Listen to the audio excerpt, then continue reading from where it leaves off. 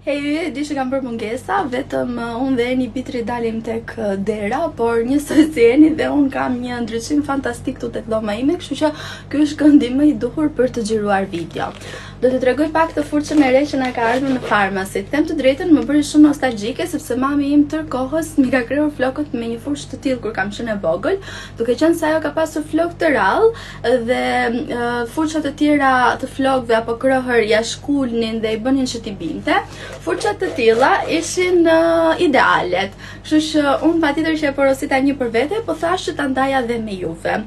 Dhëmzat që ka janë shumë të buta, pra nëse ju do filloni krehjen nga pjesa e skalpit, do thoja unë, nuk do ta ndjeni skalpin të irrituar apo të qerë siç na japin krehërat të tjerë ndjesin.